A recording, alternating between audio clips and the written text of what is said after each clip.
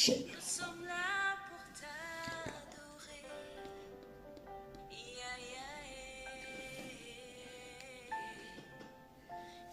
ya,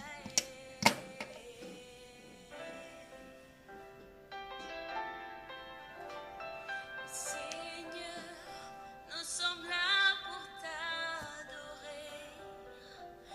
Ya, ya, Shalom, shalom, shalom. Bien-aimés dans le Seigneur, to peshi minombote na kombo na Yesu, to élever le véritable Dieu, to élever Jésus-Christ de Nazareth, Nzambe yabomoy, Nzambe oya peshi biso lisusu, tongo ya lelo, Nzambe oya lamoshi biso, tozongi si le komo kembo ezonge panaye. Il est le véritable Dieu, notre vie lui appartient, notre âme lui appartient, celui qui nous garde, celui qui ne sommeille ni ne dort. Il est notre Seigneur, notre Roi. Tikalo komu kembo ezonga epanaye parce qu'il nous a aimés avant la fondation du monde. Zambe apambola yo bien-aimé. Nzambe apambola yo oyo ozuli susu bien-aimé tongo ya lelo oyo ozuli susu temps ya kolanda biso na nzela ya prière forte oyo toza na ngo tout le matin de 5 heures du matin jusqu'à 6 heures. Bien-aimé, c'est votre humble serviteur évangéliste Dieu merci Nyanga. Bien-aimé, tu es liboso na bino po na kobonde na Nzambe, po na koluka lisusu elongi na Nzambe tout le matin. Bibezoloba, c'est la journée que l'Éternel a faite, et le pour nous un sujet de joie. Bien-aimé, la journée, il faut yo ozoye o acquérir yango, et singeli o racheter yango par les prières. Bibezoloba, racheter le temps, car les jours sont mauvais. Bien-aimé, toujours le bela thème très important. Oyo tobana kiango depuis le début de cette année.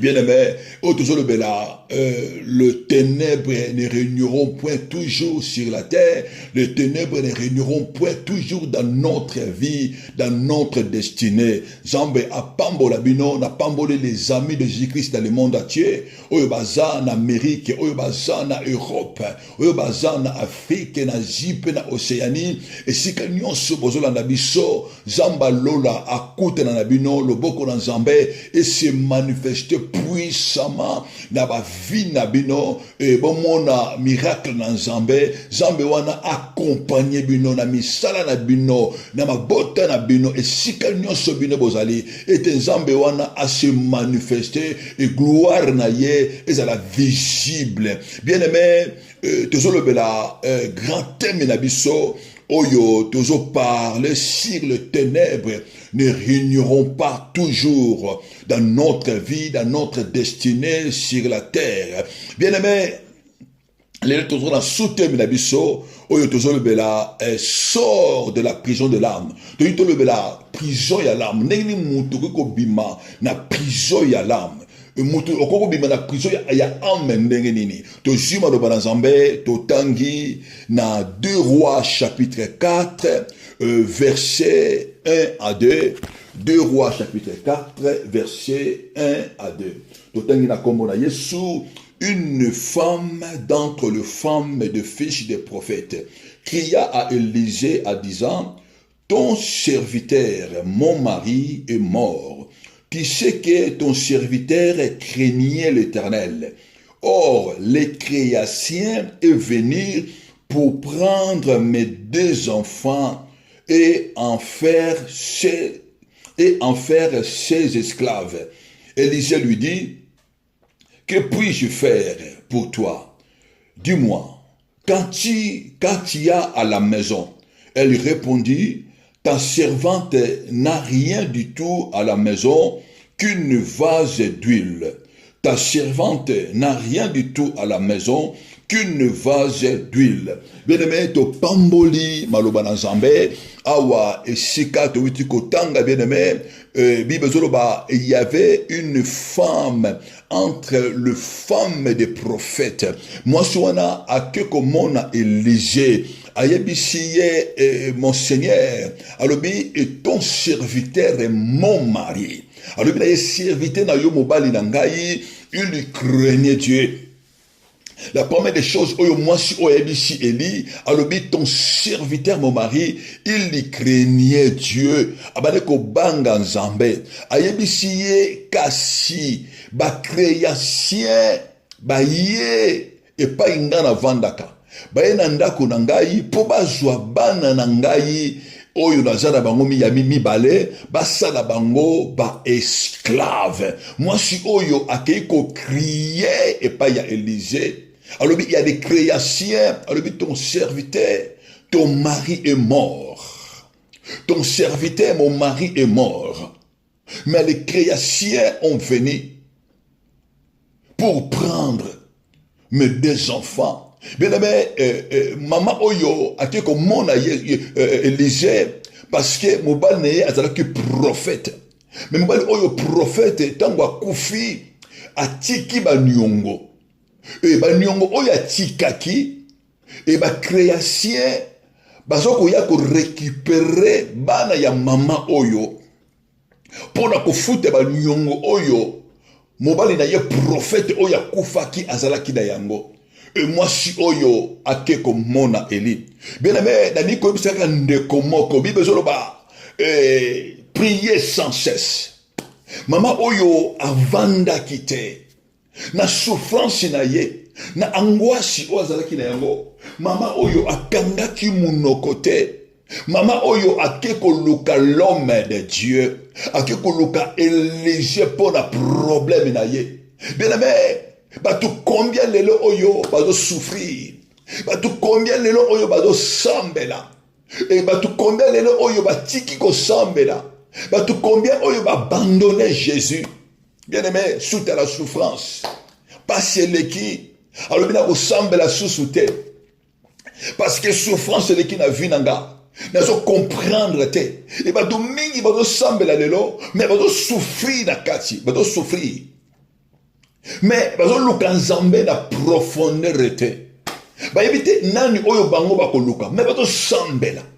Na mukutana batu ebele besenga papa die na zo sambela nzambe na bandiko sambela kala mais souffrance zo silate pas zo silate beneme na ko yebisa yo na ko talisa yo que nous avons un Dieu puissant, le Dieu que nous prions. Notre Dieu, il n'abandonne pas, il n'échoue pas. Bible sort dans l'air et détresse, ils crièrent, ils invoquèrent le nom de l'Éternel. Et l'Éternel Dieu les délivrèrent. Il envoya la parole et sa parole délivrait. Bien-aimé, tout ce monde a persévérance à moi si oyo.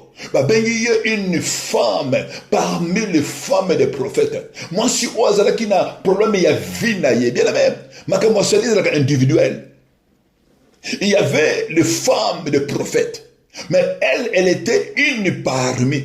Mais Abimi Amona Élisée a eu problème naïe. Il y avait beaucoup de femmes des prophètes. Mais lui, il connaissait son problème. Bien aimé, Sali est individuel.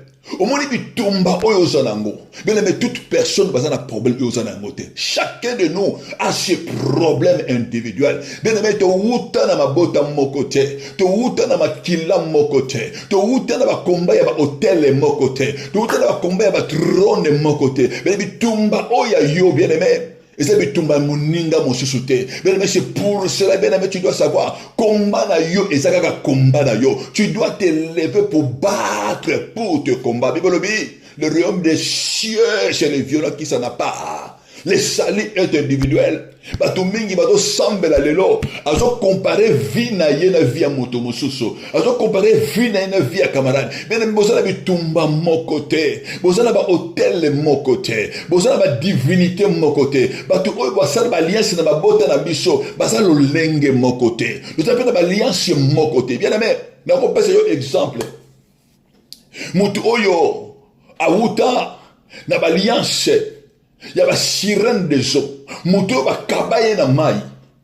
Na muto oyo azo combattre parfois na esprit ya chien bazan ndenge moko te bien aimé. Il y a des alliances où bien-aimé, que tu pries encore, tu persévères encore. Bien-aimé, ne te décourage pas. Et c'est nous yo olo kanzambe. Maman oya keko crier et pas ya Élisée. Bien aimé yo o crier et pas ya nani. Na ba problème na yo, na ba difficulté na yo. Makambo oyo sala ka lokola Élisée bien aimé. O crier et pas ya nani. Bien aimé, lève-toi et sois éclairé. Que ta lumière arrive. Que la gloire de l'Éternel et apparaître dans la vie na yo. Bien aimé, ne te courage pas malgré les temps. Malgré ma problème, malgré maladie, malgré circonstances, malgré pauvreté, malgré problème, stérilité, combattre vie, bien aimé, tu dois te lever. Tu dois te lever, bien-aimé, et c'est nous qui persévérer. Bible, nous devons prier sans cesse, bien-aimé. Et c'est nous qui prier sans cesse. Bible, moi, si oyo, à quel moment Élisée, alors ton serviteur, il craignait Dieu. Bien-aimé, papa oyo, abanaki ko banga Zambé. Papa oyo, abanaki ko craindre Zambé. Mais Bible zoloba, mais papa oyo da kobanga nzambe na ye, azalaki na ba nyongo. Et il y avait de dettes, bien aimé. Batu mingi le oyo, bazolo papa na banga kanzambe. N'appelle na kuya kana impédicité te. N'appelle na yiba kate. Na tonga kabatute. Bien aimé, la sanctification c'est très important. La sanctification nous approche de Dieu. Mais la Bible va bien aimé résister au diable et il fouillera loin de nous. Bien aimé, problème il y a combat spirituel. Problème il y a combat spirituel. C'est que nous va comprendre que c'est que le combat spirituel. Bien aimé, la sanctification nous approche de Dieu. Mais le combat spirituel nous donne la victoire, nous donne la force, nous fait vivre sur la terre. Le combat spirituel nous garantit sur la terre. Avec ton vivre la victoire. Bien aimé, Daniel, il marchait dans la sanctification. Daniel, il craignait Dieu. Daniel, il cherchait Dieu. Bible dit que Daniel, il priait Dieu 3 fois par jour. Mais Bible dit, il y a un moment, Daniel, il priait Dieu. Il est sorti pour prier Dieu. Il était saint. Mais sa prière était bloquée dans le lieu céleste. Dans le lieu céleste, parce qu'il y avait un ange de Perse. Ne te fatigue pas, bien-aimé. Marche dans la sanctification et continue à combattre pour destinée. Bible nous ne sommes pas de ceux qui se retirent. Nous ne sommes pas de ceux qui se perdent. Mais nous sommes de ceux qui avancent par la foi. Pour délivrer notre âme. Pour aller délivrer notre âme. Bien aimé, la sanctification c'est autre chose. Mais vivre dans la foi, vivre dans la puissance, c'est autre chose. Bien aimé, le combat spirituel, ça demande de la puissance. Le combat spirituel, ça demande yonde singil au se lever avec la puissance que Dieu t'a donnée pour qu'il réclamer cause na yo. Bien aimé, moi si oyo ayebisi Élisée, alors il va création, bazo ya epa nangai, ba création, bazo koya ko lukangai, bazo koya po bazwa bana nanga mibale, parce qu'il y avait une dette. Parce qu'il y avait une dette. Bazo ya na vie nangai. Bazo ya kozwa bana nangai. Pona nyongo. Bana nangai ba futa nyongo. Nyongo oyo papa na bango azwa. Nyongo oyo papa na bango amema. Bien aimé na c'est le Seigneur. Bien aimé banani bazo ya ko combattre vie na yo. Ba porte nini oyo fungwa na vie na yo. Banani baza ko réclamer destinée na yo. Banani baza ko réclamer vie na yo, bien aimé. Pour réclamer Boutou na yo parce qu'il y a une dette. Zala mutumoko oya salaka makambo na libota. Zala mutumoko salaka alliance na ye. Zala mutumoko salaka likambo na ye. Asalaka mabe na ye, bien aimé. Mutumoko salaka makambo oyo. Zala ki malamu te asopa ki makila. Mutumoko oyo asalaki mabe. Lelo oyo bato bakomi kofuta yango bene bato mingi lelo bazofuta bazovivre vi oyo bango basala te nyongo oyo bango basala te mabe oyo bango basala te me bazopeye yango bien aimé bible ezoloba na biso na mokanda ya Exode. Il y a Exode 34, verset 7. Bien sûr, qu'il punira l'iniquité de père aux enfants. Il punira l'iniquité de père aux enfants, des enfants de 3e à 4e génération. Bien aimé, ça n'a pas tout mingi le oyo. Bazako Sibir. Bazako Sibir coup, bazako Sibir, dette oyo bazo payer, oyo bango ba salate, bakam oyo bango ba salate, bazako payer yango par les sang, par d'autres moyens. Na ebite ndako nini oyo leka bien aimé, ndako nini oyo kota, oyo bazalaki na nyongo ya bato. Bien aimé, tango yo mi koti sina ndako wana bien aimé, okomi na couverture ya ndako wana, tu dois commencer à payer les dettes là. Bien aimé, nyongo nini oyo futa lelo. Nana zo futisa yo nyongo. Nana zo futisa yo nyongo na nzela ba ndoto na yo. Na nzela ba sommeil na yo. Tango mosusu olala kamalamu te. Butu na yo ekoma butu ya trouble. Tango bato bazolala bien na butu. Mais yo ba butu no zeka ba menace. Bazo ko menacer yo. Butu na yo koma ka ba femme spirituelle. Butu no koma ya ba mari spirituel. Butu na yo ka ekoma tango mosusu. Bazo salisa yo misala. Ozana kati ya bazamba. Bazolanda yo. Bazo salisa ba travaux forcés. Nani oyo bien aimé. Ofuta ka nyongo ya nani la butu. Bien aimé ofuta ka nyongo ya nani. Bien aimé na journée na yo. Baninga bazobima na journée, baninga bazali béni, baninga bazo bénéficier na gloire na loboko na nzambe na journée na bango, baninga na kati ya journée bazako récolter, bazo semer, mais yo journée na yo il y a toujours des refus, journée na il y a toujours des rejets, makambo zo simbate, bien aimé ozo futa nyongo ya nani atika nyongo na libota ya papa na makila ya papa. Koko nini atika nyongo. Koko nini oya sopa makila. Koko nini oya asala mabe. Lelo yo koma ko futa. Mama oya lobi création aye ko joie. Mais création azanani. Mutu oyo ayaka po futa ye nyongo na ye. Mutu oyo ayaka azako réclamer nyongo na d'une façon légale. Que to signia kina mutu oyo. Nani asinia zo nyongo. Que oyo yo koma ko futa lelo. Oyo bana bakoma ko futa lelo. Oyo santé na yo e koma ko futa. Nanzela ya maladie. Nyongo ya nani bien-aimé. Oyo yo olia. Oyo yo oyebite. Oyo bango baliaka, oyo bango basalaka, yo koma ko futa na nzela ya pauvreté, osala musala do simbate, otinda boye, osala boye, oluka boye, tout est bloqué. Mais nani ado futisa yo nyongo, odo futa nyongo ya nani asala ba accord na monde des ténèbres, ba teka yo epa ya nani, ba livre yo epa ya nani, bana obaza ko subir souffrance, bana oyo baza ko subir souffrance. Bazana kati ya prison, mais prison o bazana yango, bien aimé bango moko, ba yebi plashi e wutite, bien aimé. C'est ça qu'on appelle la prison de l'âme. La prison de l'âme. L'âme c'est le sang.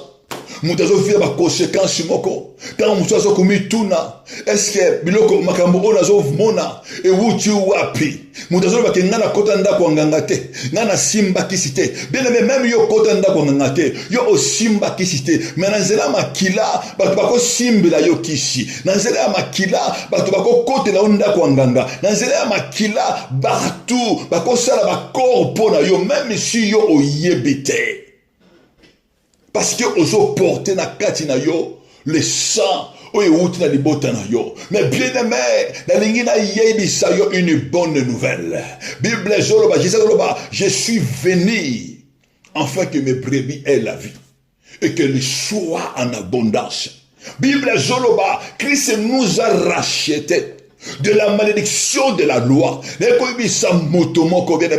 que soit et si yo outa, quel que soit bien aimé Nyongo oyo banayi kofutisa yo. Quel que soit bato oyo bafutisa ka nyongo, oyo batindaka bango na boto, bato oyo bayaka baza ko réclamer vie na yo. Mais bien aimé, toi tu ne seras plus réclamé parce que toi tu n'appartiens plus dans le sang de la famille. Toi tu n'appartiens plus parmi dans le sang de la famille parce que Christ t'a délivré. Quand Christ il est venu, bien aimé, il a donné son sang, il a donné sa vie pour nous racheter, pour racheter notre âme. Christ a payé son sang pour nous racheter. Alors la biso na kati ya nzete ya libota. alongola biso na kati ya makila libota. Bible ezoba tokomi bana na Nzambe na nzela ya makila ya papa te, na nzela ya volonté ya mosuni te, na nzela ya volonté ya bato te, mais tokomi bana na Nzambe na nzela ya makila na Yesu. Le sang de Jésus, le sang qui était coulé, le sang qui était versé sur la croix, makila wana nde muto komi singa na yo bana na Nzambe. Bien-aimé, tango tokomi bana na Nzambe toza ko partenir lisusu te na nzete libota na botel la libota, parce que Christ a longoli kombo na biso. Christ a changé biso, a délivré biso na royaume ya ténèbres, parce que na mabota auto wuti il y a le royaume de ténèbres qui régnait. Maintenant Yesu a yé ko racheter biso, c'est le royaume de Dieu, c'est le royaume de Jésus, où Jésus-Christ il est notre roi, il est notre Seigneur, le Dieu, il est notre Père. Nous avons marché na yé elongo, nous avons marché na victoire elongo. C'est pourquoi Bible va sortir des milliers de séparez-vous et ne touchez pas à ce qui est impie. Moi l'Éternel Dieu, je vous accueillerai. Bien mes Nzambe ayamba biso na royaume na ye. Yonanga to koma bana na Nzambe. Bible zolo bana biso bien-aimé. Tous les hommes appartiennent à l'Éternel. Tous les hommes appartiennent à l'Éternel. Que l'âme qui pêche, c'est l'âme qui mourra. L'âme qui pêche, c'est l'âme qui mourra. Le fils ne portera pas l'iniquité de son père. Bien aimé, c'est dans Ézéchiel chapitre 18 verset 20. Bolobi âme oyo péché. Yango na mokeko, yango moko kufa. Soki bango, bazoki ba nyongo na bango.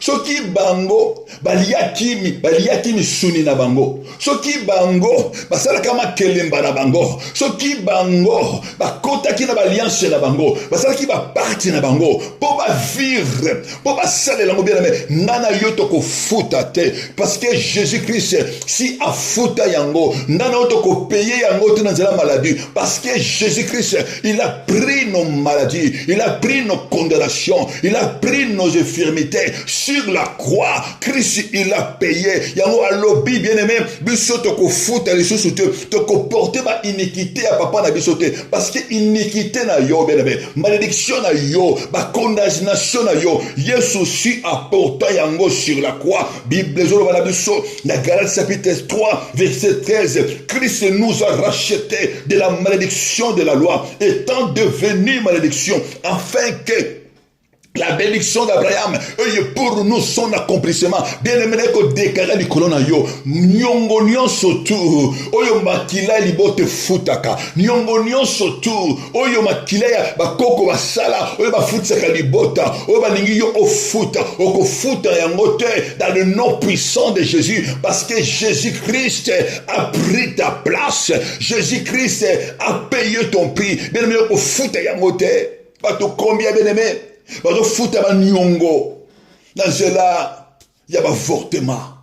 Mona papa soko na juizemi j'aime longwe, soko na juizemi j'aime longwe, papa na zoluka na bota bana bazo yate, parce que bato mingi bazo futa nyongo, bato mingi bazo futa nyongo. Mona papa bazo futa nyongo na nzela ba celiba liba les jate, parce que ozo futa nyongo, bazo futisa yo nyongo.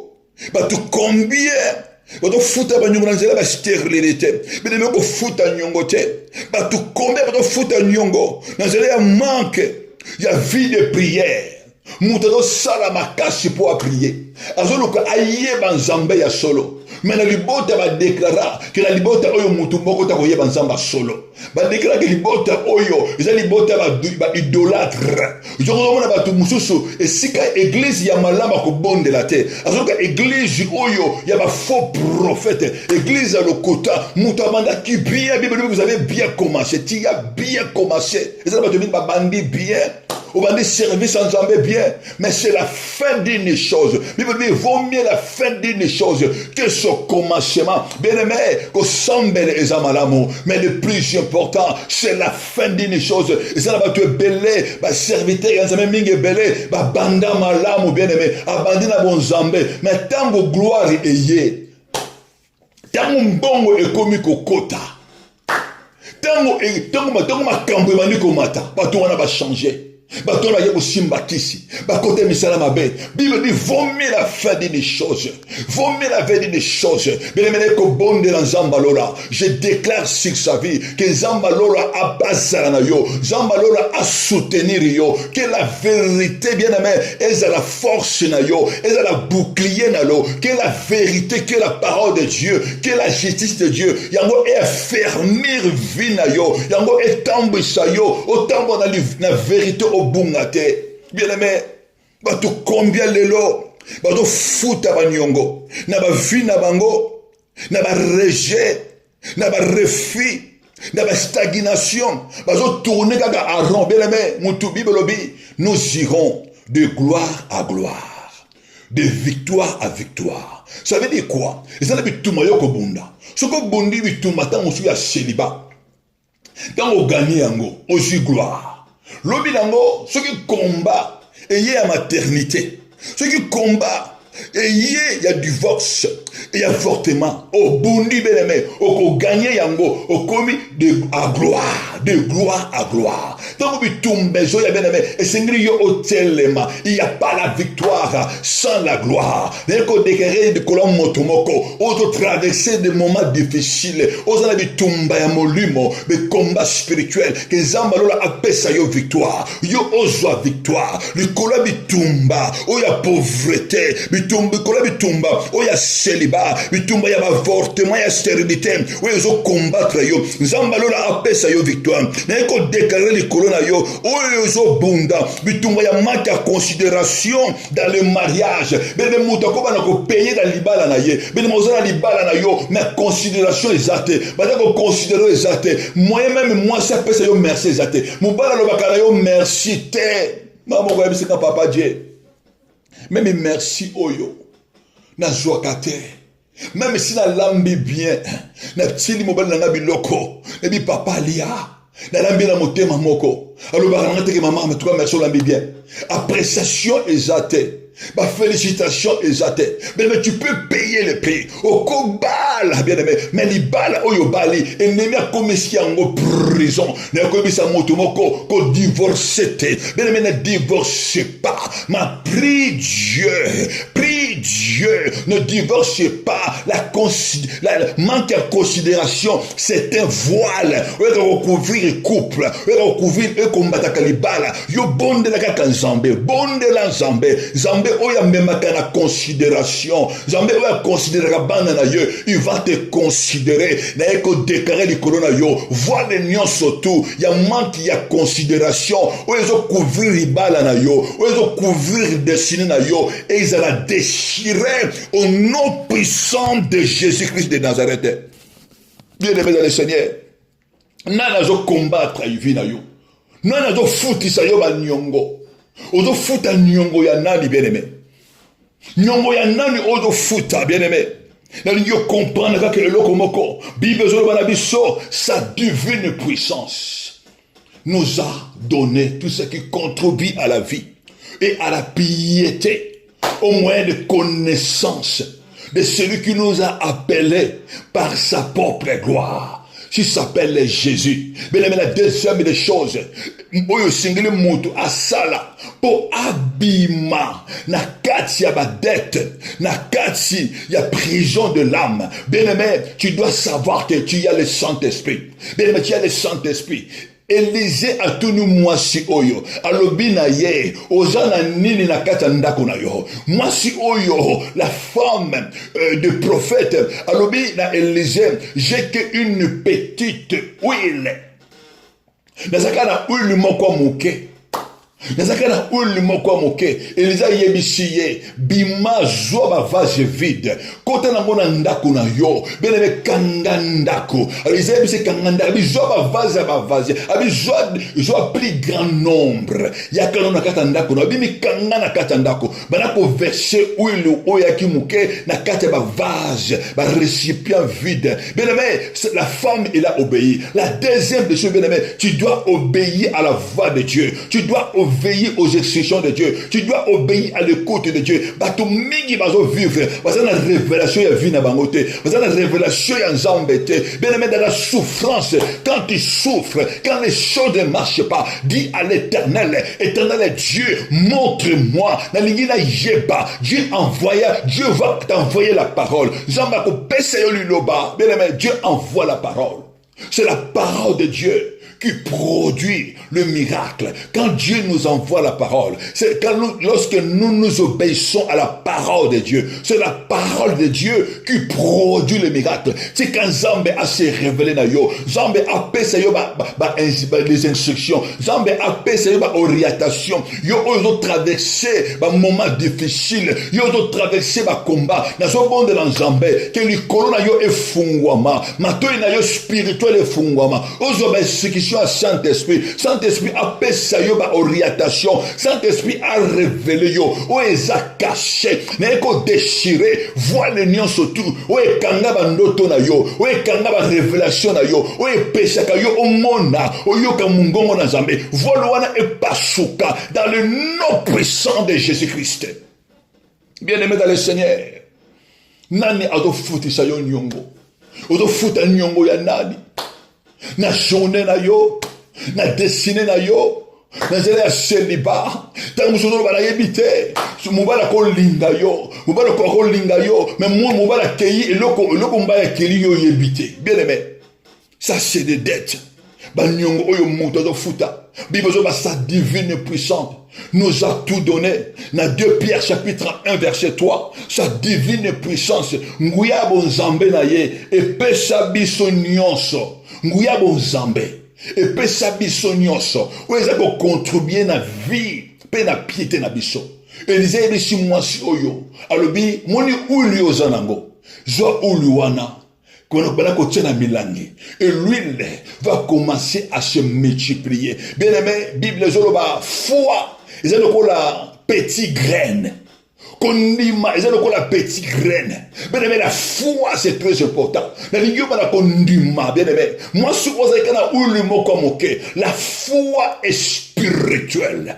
La foi est spirituelle. La foi c'est une arme spirituelle. Bien aimé, la foi est un bouclier. Oui, quand péché, bien aimé, moutouté à côté de la vie na yo. Bible la foi, bien aimé, est un moko, bien aimé, il y a un fruit spirituel, il y a un don spirituel. Bien aimé, vous avez besoin qu'on dima. Même qu'on dima moke, yeso azoloba. So qu'on dima moke, le cola graine chevele, bien aimé, okoloba la montagne oyo, longwa awa ekende kuna. Ce qui yo douté, ce qui yo douté, bien aimé, ekoto sayo ekobéir.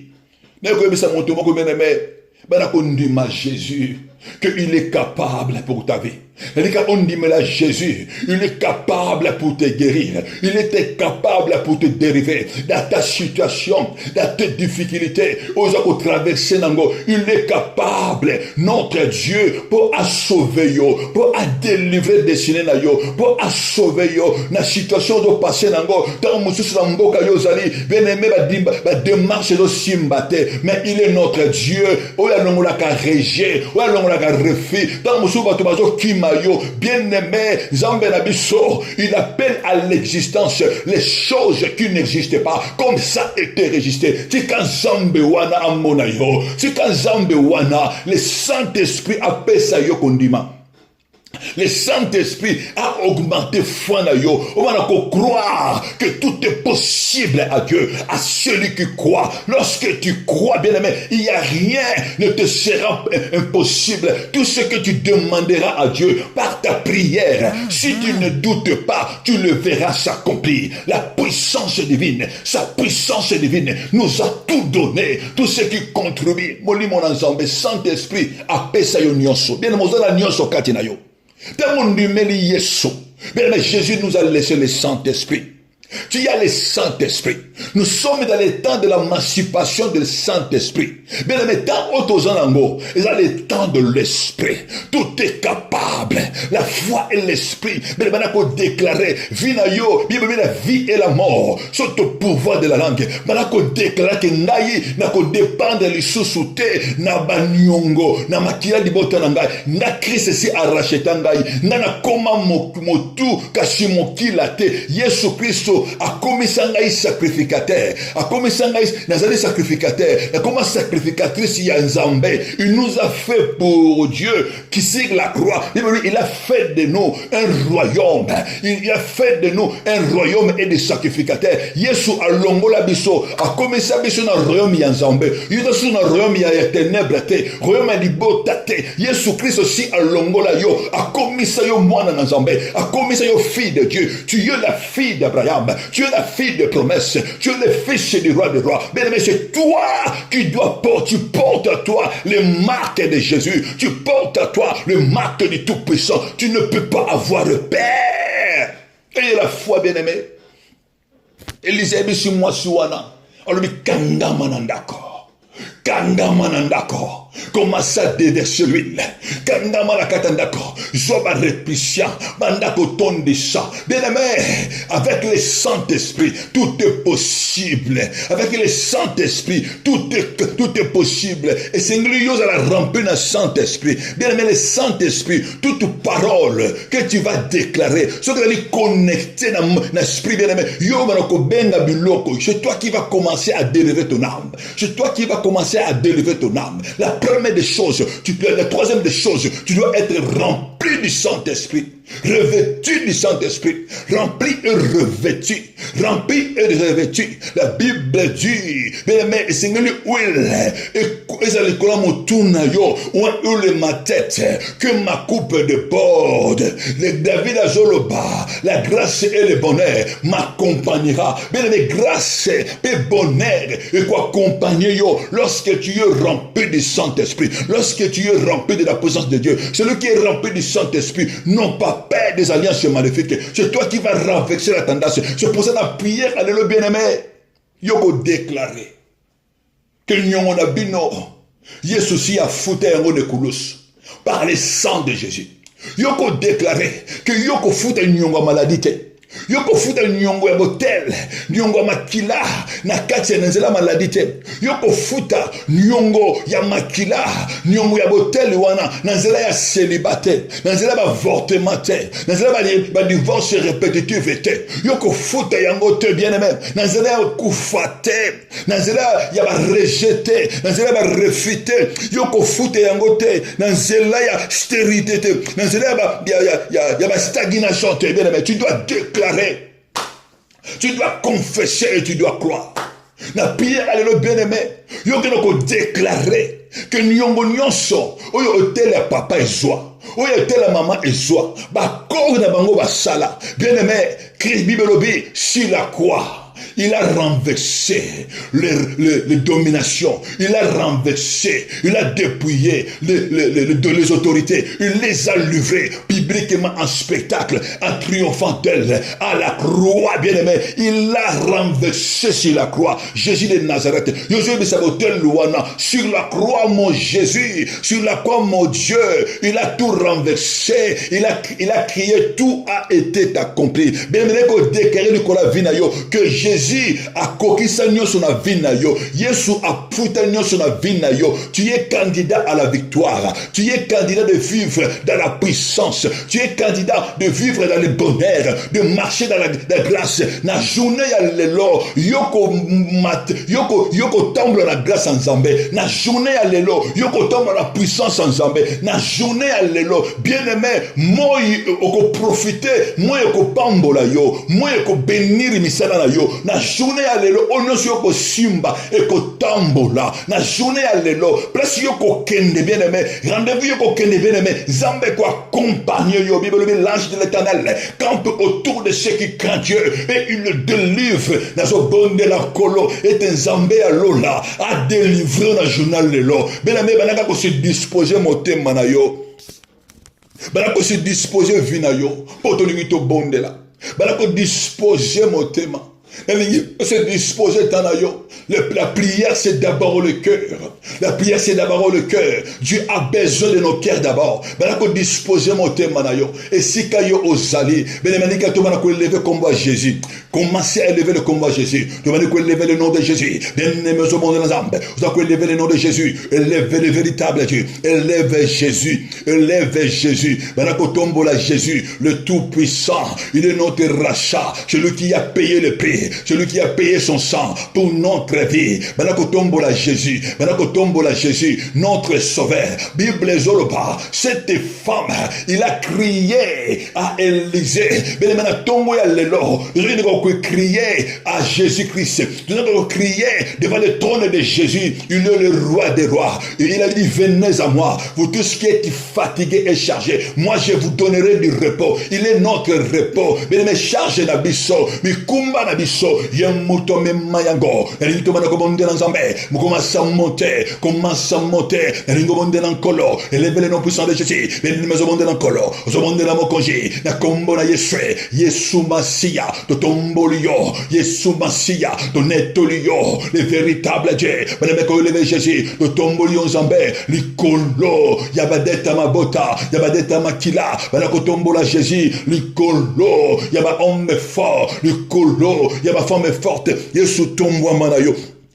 Yesu tombo manayo, eko tombo la yo, lukulaba divinité, eko tombo la yo, lukulaba sirène des eaux, lukulaba sirène des côtes, tombo la Jésus, yuba yesu nga la tombo liyo, lukolo, yabe esprit des eaux, oyeba koko nanga basalelaka, nene ko tombo la Yesu, lukolo nango, beneme ko banga mutute, ko banga lokote, Jésus-Christ est avec toi, ne le craignez pas, lingo bonde dans Zambé, le bangana tombo liyo, lukulaba féticheur, le tombo liyo, lukulaba marabout, la tombolio, likolo ya magie, la tombolio, la tombola Jésus, la tombola Yesu, la tombola yo, likolo esprit de forêt, la tombola Zambé, la tombola Jésus, likolo divinité, il y a léopard, likolo divinité, il y a lion, likolo divinité, il y a serpent, il y a vipère, la tombola Jésus, likolo divinité, il y a chien, élevé Jésus, likolo divinité, oui ba kokona ngabasalela, oui ba kokona ngabandimela.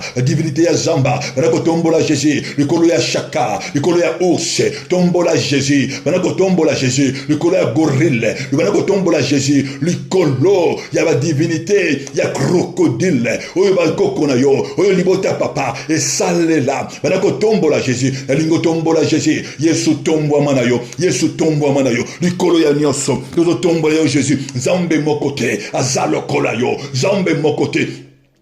Kokanina yo, tombo mana yo, Bible zolobananga, tu es élevé au-dessus de toutes choses, tu es élevé au-dessus de domination, au-dessus des autorités, au-dessus des dignités, banako élevé Jésus, Jésus to tomboli yo, to tomboli Yesu, banako tombola Yesu, makome zolobananga, makome nzambe zoloba, il a établi son trône au-dessus de toutes choses, son règne et domine sur toute la terre, banako élevé Jésus, banako élevé Yesu, nana tomboli yo kaka. banako tombola Yesu likola bitumba oyayo beneme tombola Yesu loba Yesu nana tomboli yo likola bitumba ya vinanga likola ba défi ya vinanga likola ba bataille ya destinée tombola Jésus beneme ngana yebite si te sens nini ozo passer dans le moment oyo soki eza ya maladie loba Yesu nana tomboli yo kaka likolo ya ba maladie nana tomboli yo likolo ya pauvreté banako tombola Yesu loba Yesu ngana tomboli yo likolo ya ba divorce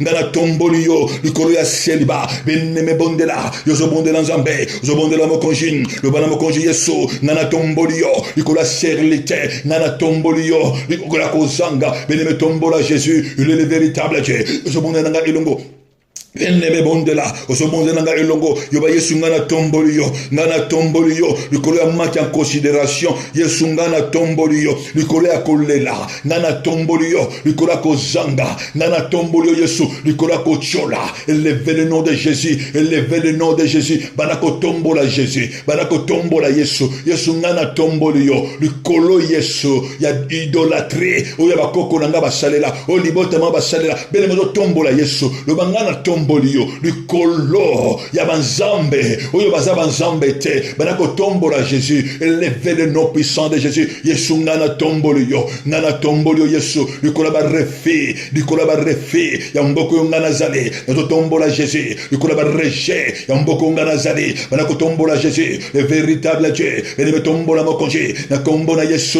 loba Yesu ngana tomboli yo likolo ya sorcellerie marine ngana tomboli yo la sorcellerie des forêts banako tombola Jésus nana tomboli yo likola ba sorcellerie ya cimetière banako lever Jésus banako lever le véritable Dieu le bangana tomboli yo likolo ya sorcellerie astrale likola sorcellerie céleste likola ba divination banako tombola Jésus likola ba envoûtement banako tombola Jésus likola ba chantement de tomboli yo Jésus de tomboli yo nkolo yo nzambe nanguya yo ne kolona bomo obongo na kate au nom puissant de Jésus-Christ banako bondela nkolo benemo zo bondela tombola ka Jésus le bangana tomboli yo nzambe likola ba prison maléfique ngana tomboli yo benemo tombola ka Jésus banako lever Jésus il est quatrième personne beneme dans la fournaise de feu il est la quatrième personne là où il y avait Meshach,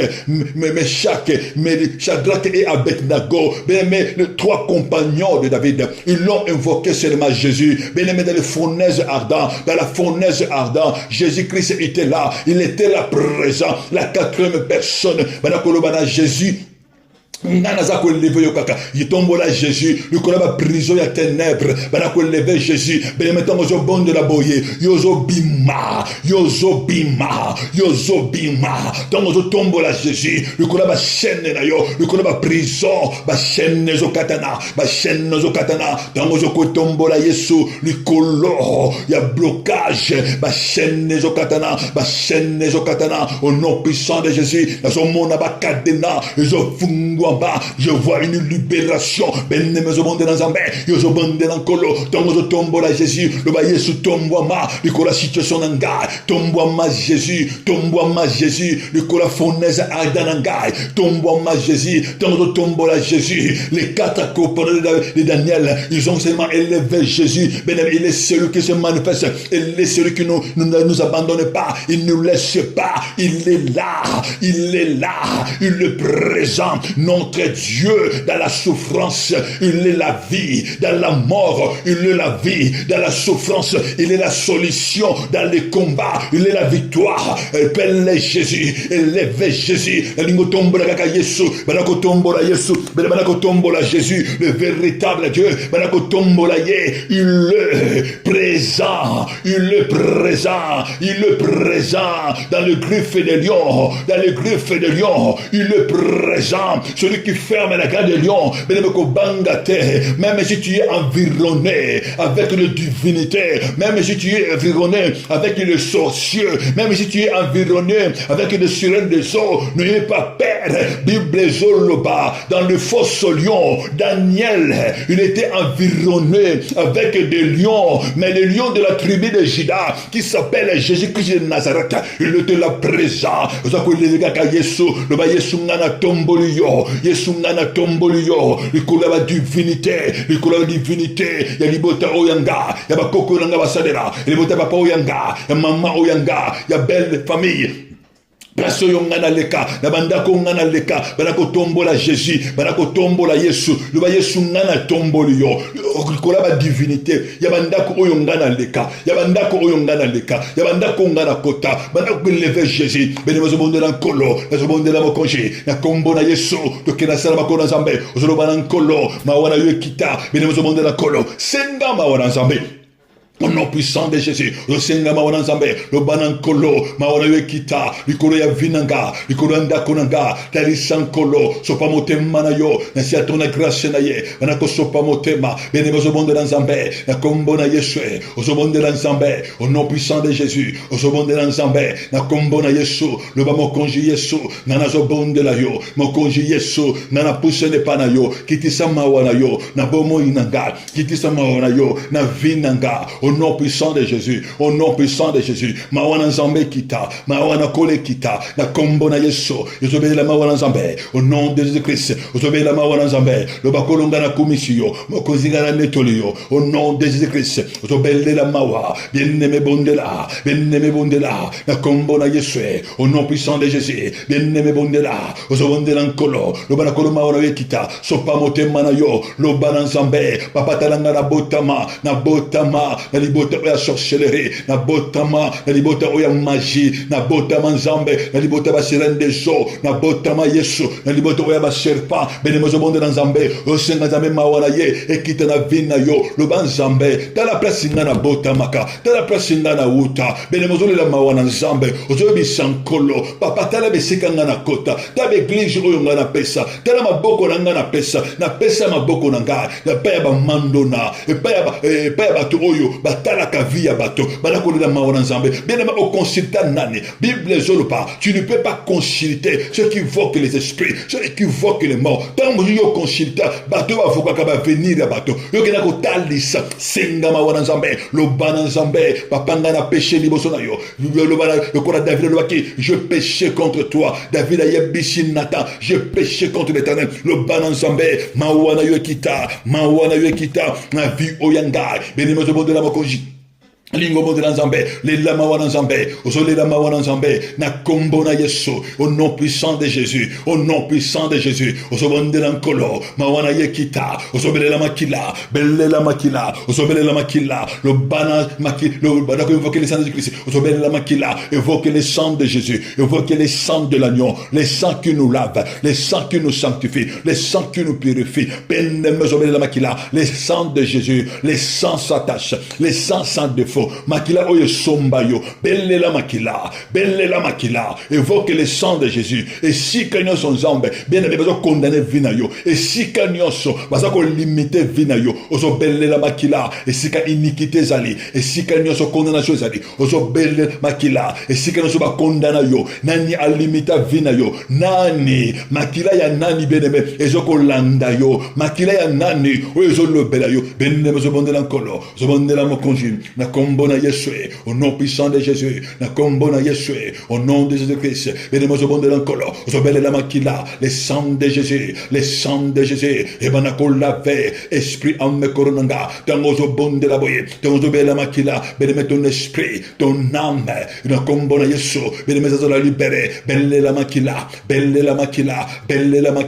le banamoli mon anzambe, le bana Saint-Esprit, azwa esika, le bana Saint-Esprit, abana korenie, na vie oya yo benemozo bonde la kolo le bana Saint-Esprit yaka ko renier na vinanga le bana Saint-Esprit manifeste-toi au nom puissant de Jésus le bana Saint-Esprit ndako inviter Saint-Esprit invite le Saint-Esprit benemozo bonde la Invitez le Saint-Esprit, invitez le Saint-Esprit. Au second de l'ensemble, maintenant invitez le Saint-Esprit, le bana Saint-Esprit, yakozwa eshika, na vinanka, Bible joloba, lisez bishi mwasi oyo, va chercher, osana nini, mwasi alobe, na zagara na uili, na katanda konanga, bien-aimé, invitez le Saint-Esprit, chez l'huile de Dieu, invitez le Saint-Esprit, chez l'huile de Dieu, le Saint-Esprit, chez l'huile de Dieu, bana koloba la Saint-Esprit, ouan oule ma tête, ma tête, que ma coupe déborde, Saint-Esprit, c'est notre huile. Bien-aimé, ben commandé l'ensemble, le bana Saint-Esprit, abanako ramperio, Saint-Esprit, l'esprit de foi, l'esprit de Dieu, l'esprit éternel. Ils ont bien l'amour mon ensemble, l'esprit supérieur, Saint-Esprit de Dieu, l'esprit des rois, l'esprit de l'éternel. Ils ont invité Saint-Esprit, invitez le Saint-Esprit, banako invité na vie na yo. Ben-aimé, bandako invité Saint-Esprit, invite le Saint-Esprit, ben-aimé, vous avez invité Saint-Esprit, le bana yaka na vinanga, Saint-Esprit de Dieu, yako vanda na katanda konanga, vanda na motem mananga, au nom puissant de Jésus, vous avez Saint-Esprit, oule ma tête, que ma coupe déborde, tangozo bondela, ben-aimé na zomona, Saint-Esprit, azoko rampirio, badonzo fungwama, révélation fungwama, ben-aimé tangozo lo bana Saint-Esprit, agozo esika. Je vois un grand voile le mot que vous allez déchirer. Dans le Saint-Esprit, bien-aimé, bah donne yo ezozonga. Dans le Saint-Esprit, bah écaille des Jésoto, ezokweya. Dans le Saint-Esprit, dans le monde aveuglement, ezokweya. Na kombo na Yesu, le bana Saint-Esprit, dans le monde ignorance, ezokweya. Le bana Saint-Esprit, yakakore na vinanga, ezokweya, bien-aimé, ezokweya. Dans le monde, bien-aimé, une barrière qui tombe. Je vois une barrière qui tombe dans la vie de beaucoup de gens. Lorsque vous avez le Saint-Esprit, vous avez barrière, vous avez empêché, au côté de destiné, bien aimé, vous avez le Saint-Esprit, il y a comme manifesté la vie de Saint-Esprit au Père, dans le nom de Jésus, bien aimé, vous avez le Saint-Esprit, mon lit, mon ensemble. Nani wana wazo futisa nga nyongo ya nani oyonga na futaka hotele nini wana weza ko réclamer vinanga hotele nini wana weza ko réclamer journée nanga ozoba na Saint-Esprit le ba na Saint-Esprit ngo tuna Saint-Esprit le ba Saint-Esprit nyongo ya ndane nani akota nyongo oyo libota nanga futaka nani akota nyongo oya kufa to oya za vivant oya futisa kalibota oya futisa kangai oya futa ka journée na ngai nana do futi sangai nyongo na yen ototuna Saint-Esprit yotuba na Saint-Esprit Bible zoloba l'esprit de la vérité il sera avec nous il vous conduira dans toute la vérité quand il sera là il vous parlera les choses passées les choses présentes et les choses à venir yozo bondela le bana Saint-Esprit nana futa ka nyongo nani nana futa ka ngai nyongo na ye na maladie Saint-Esprit nyongo ya nani oyongana zo futa nyongo ya nani oyongana futaka na barefina ngai nyongo ya nani oyongana futaka na celibat ngai na avortement ngai na stérilité ngai na impuissance ya manque ya vie à prière na manque ya vie à considération na stagnation na tourner à rond na tourner à rond Saint-Esprit nai vraiment na futaka vie ya nani na impudicité ye Saint-Esprit nai na futa nyongo nani na vol Saint-Esprit nai vraiment bana ko tuna Saint-Esprit bien aimé futa ka nyongo dani na futa yo nyongo na songi na kotonga bato na kofinga bato yo futaka nyongo nani na sorcellerie yo futaka nyongo nani ozoloba na Saint-Esprit na futaka nyongo nani na bapungi nanga ozo autorité ozo déclarer na kombo na Yesu ozoloba hôtel de nyonso oyo futaka nyongo na zo déclarer melisango makila na kombo na Yesu au nom puissant de Christ udengibona na elongo na kombo na Yesu melisango makila melisango makila, melisango makila. Ozo déclaré, hôtel nyonso, na kombo na Yesu, esika nyonso, oyo kombo na yeko mama, oyo aminange vanda, emela makila,